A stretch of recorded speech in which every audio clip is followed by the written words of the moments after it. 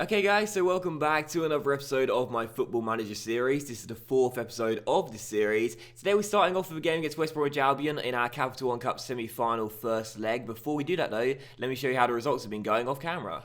So the last game was this atrocious 4-0 defeat to Chelsea where we were trailing by a goal to nil for a long time and then I made a ton of changes and we conceded 3 goals in 11 minutes. Pretty embarrassing, and following that I played for the rest of December and thought because of the tough fixtures we may well lose a few more games. Well actually, as you can see, we're on a 6-game unbeaten streak right now, our longest ever since I took over. We drew away from home against Norwich at Carrow Road, a goalless draw. Then we drew a City 1-1 at home as well. Then we drew a goalless draw away at the Emirates Stadium, very credible indeed. Then we beat Liverpool away at Anfield on Boxing Day by 2-0. What a result. That's now 3 clean sheets in 4 games as well. And also Neil Taylor scored his first goal for Swansea. Then we drew with Arsenal 1-1 at home, and then we beat West Brom by 2-1 in the last game. That was in the Premier League. Now we take them on in the Capital One Cup semi-final first leg. So what a run of results for us. I mean, seriously, 6 games unbeaten, our longest run so far. Got our best ever win against Liverpool too by 2-0. I must admit, I'm surprised at how well we've been playing. So hopefully we don't start playing bad now. I'm doing these games live. And as you can see as well, our FA Cup third round is going to be against Stoke. That was drawn. So today you're going to see this game against West Brom and that game against Stoke in a cup double. Our league progress right now, as you can see, we're up to 13th place in the table. Doing quite well, I must admit.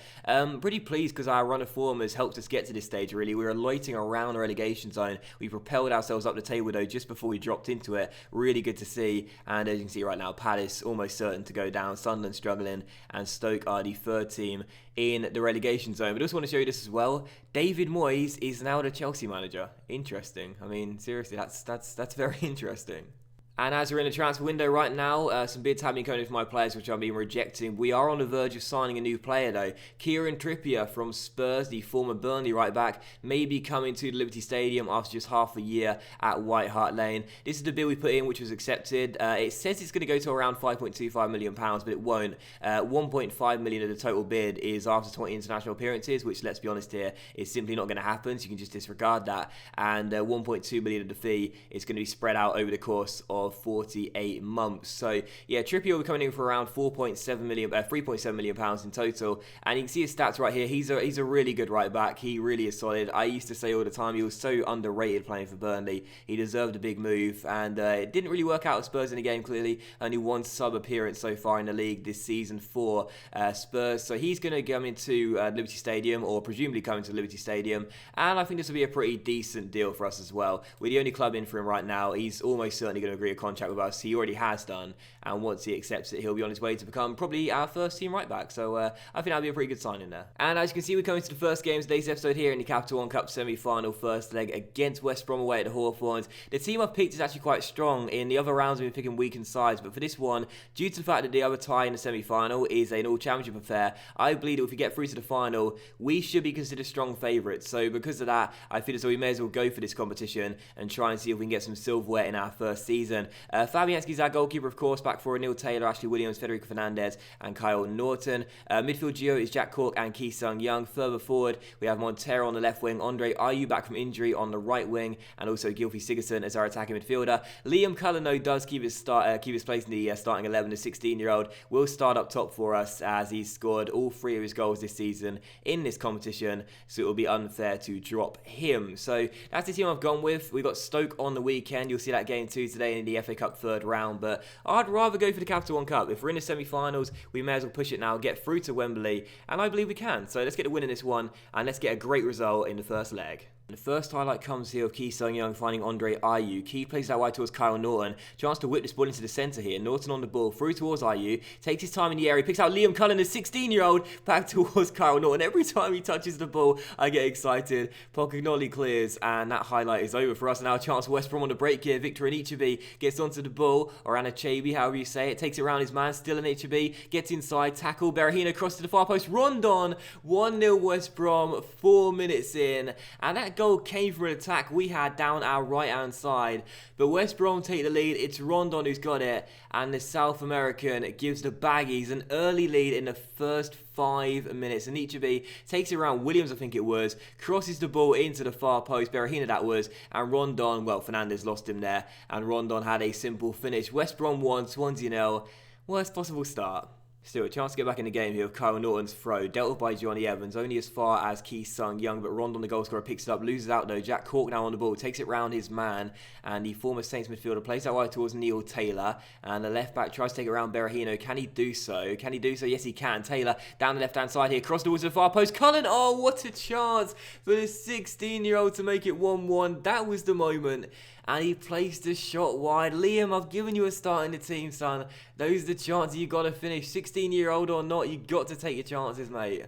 So Kyle Norton through towards Andre Ayew as I'm just about to make some changes here. Ayew on the ball, plays it through towards Gylfi Sigurdsson. Great ball out wide towards Kyle Norton, and a chance here if Norton wants to cross the ball into the centre. Instead finds Ayew on the edge of the area. Andre Ayew rifles the ball in and makes it 1-1. Get in! And I've just made a change, which you'll see Ayew go to the other side of the pitch. And the goal came from the right side where he's been playing and starting this game. But still, Kyle Norton goes down the right hand side, finds Andre Ayew on the edge of the area, comes inside and just levers the ball past Ben Foster at his near post. A shot power on that. It's 1-1. We're back on level terms. Exactly what we want to see. Get in.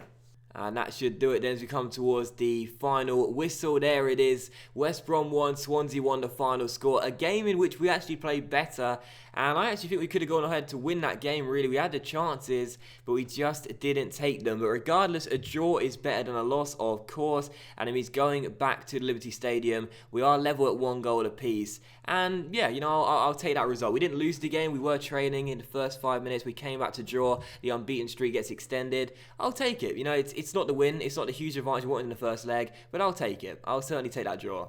And as you can see, Kieran Trippier is now going to join the club as well directly after the game for £3.7 million. £1.2 million is, of course, over the course of 48 months, and there's an extra £1.5 million bonus when he hits 20 international caps. But let's be honest here, he probably won't even get to 10. So Trippier is going to go ahead and come in for, again, around £3.7 million in total. This is his contract, and you know what? I'm happy with this signing. I really am, because with Swansea, I said that we wouldn't really be able to do too much in the summer transfer window when it came down to getting too many good deals. But with Kieran Trippier, as you can see right here, he's valued at more than what we paid for him, and he's a very, very capable right back. He'll be gunning for a place in the Euros coming the end of the season. His morale's very poor. He's just joined Swansea, and his morale's very poor. Why is he unhappy? Why is he negative? He says he's pleased to join Swansea. Why is his morale very poor? I don't like this. I don't like a player coming to my club and their morale just plummeting. That's not a good start, Kieran. I can imagine he just rolled up at Swansea train station. It starts raining as he comes out and he goes, "Oh, it's not as good as London, is it?" Yeah, alright, Kieran, I'll send you back if you don't like it here. But no, seriously, it's a good deal. You know, £3.7 million is not that much to pay, and for a right back of his calibre, I think that's a pretty smart signing right there. He'll be vying for a place in the Euros come the end of the season, so should be doing whatever he can to perform and show Roy Hodgson he deserves a place on the plane. And as you can see right here, you know, he's got some good stats going forward. Looks like he could be a threat defensively as well. Very solid. Just in general, I think he's a good all-round right back. He'll become our new first choice here at Swansea, and we'll have Neil Taylor on the left, Norton will go to the bench, and Rangel will drop to the resis. But no, I think that's a good signing for us. Not too big of a fee, a decent player, also British as well. I'm happy with that signing. I think it's a good one. Okay then, so going into our second game of today's episode here, we take on Stoke City in the FA Cup third round. As you can see by the team I've picked, I've rotated it quite a bit. Nortfelt's going to get his first start for the club in goal. Back four of Neil Taylor, Kyle Bartley, Jordi Amat, and the new boy Kieran Trippier making his debut. Britain starts in midfield alongside Bentancur, who's just coming back from injury. He's not really too fit right now, but I'm still going to start him and hope he sort of regains fitness as the game goes on. Andre Ayew starts on the left wing, Modou Barrow's on the right wing, Gylfi Sigurdsson is our attacking midfielder, and our main striker is Alberto Poloski. So it's a relatively strong team regardless of all the changes, but it is a much changed team, and we just have to wait and see whether we can come through with the victory. The one thing I don't want is a replay though. Like, I'd rather go out than have a replay, and I know it sounds stupid, but that's always been my mentality in FA Cup, in the early rounds regardless, in the FA Cup, because like replays for me, I just can't stand them. I know what you guys are saying, but I just can't stand them. Not really sure what number to give Kieran Trippier. He wore 16 at Spurs. I do like 12 on a fullback, but also on a utility player as well, so I think I'll leave that one. 21 possibly, 2 in front. Do you know what? 16. 16's fine. We'll have 16. I'm just so trivial when it comes down to numbers. Like, I always want them to be right. When I'm making these signing, they have to get the right number. And the first highlight comes here with Barrow finding Gylfi Sigurdsson. Barrow already hobbling inside the opening 10 minutes. Not good to see. And he's on the ball here and Shaqiri is taking him down. Oh, it's a straight red card. Xherdan Shaqiri has been sent off for an awful challenge on Barrow. He was already hobbling, so I think the referee just thought, don't do it again. Seriously, he's already injured. And Shaqiri's been sent off. Interesting. Stoke down to 10 men already.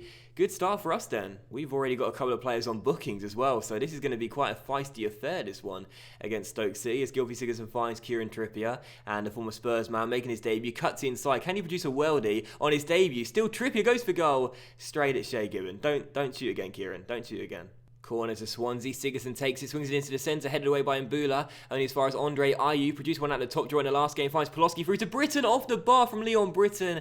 And Mbula gets it away. Great chance to take the lead just before the break. But off the bar. And it's still goalless. But it's okay though, because here's Barrow down the right hand side for Swansea. Cross to the centre, looks for Poloski, headed away. It'll come to Benteke, through towards Ayew. Ayew on the ball, crosses Poloski, surely, yes, get in. We take the lead on the stroke at the half-time mark. Alberto Poloski back in the team for the 16-year-old Liam Cullen, and he makes it 1-0 just before half-time. So crossing from the centre from Andre Ayew. Alberto Poloski just seemed to bundle the ball over the line there. We'll watch it on 3D regardless. Ayew takes his time before whipping it through the legs of Glenn Johnson. And Poloski, I mean, it kind of just hits him, and for Shay Given, a very experienced goalkeeper, I'm not entirely sure what he was doing there, but still, we'll take it. Swansea 1, Stoke 0 going into the break. Good stuff. Routledge on the ball, takes it around his man Wilson with a tackle though, and Charlie Adam clears, but Bartley does well to head it through towards Neil Taylor, down the left hand side for us here, through towards Routledge off the bench, back out wide towards our left back Taylor. Can he whip it into the centre? In it goes towards Poloski. Oh my word, how on earth did he finish that one? Alberto Poloski has got his second of the game. Neil Taylor with a cross,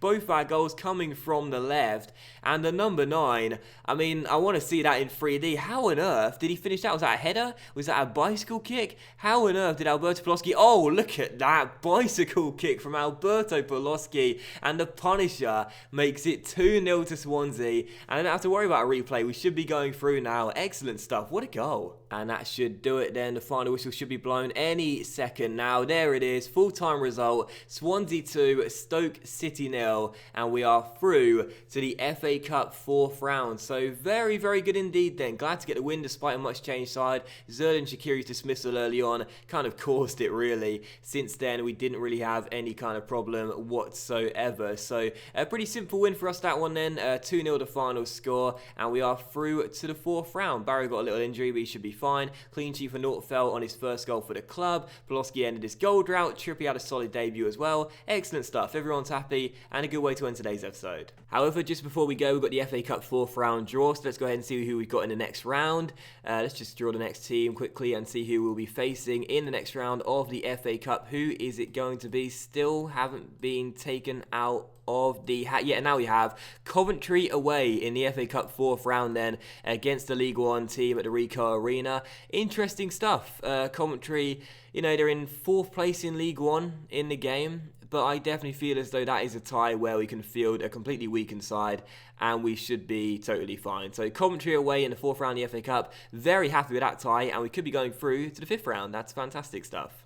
And I think we'll feature that game in the next episode as well. We've got the Capital One Cup semi-final second leg in the 26th of January. And then following that, we do have the FA Cup 4th round. So what I'll do, I'll come back for the second leg of our semi-final. And then the 4th round against Coventry. You'll see those 2 games in the next episode. And also the January transfer deadline day as well. So I'll be back for the next episode against West Brom and Coventry. Another Cup special. Hopefully you'll enjoy that. And hopefully you enjoy this episode as well. If you did enjoy today's episode, please do leave a like. Likes help the channel grow and are very much appreciated as well. Much love to you all. And I'll see you for the next episode of my Football Manager series very soon.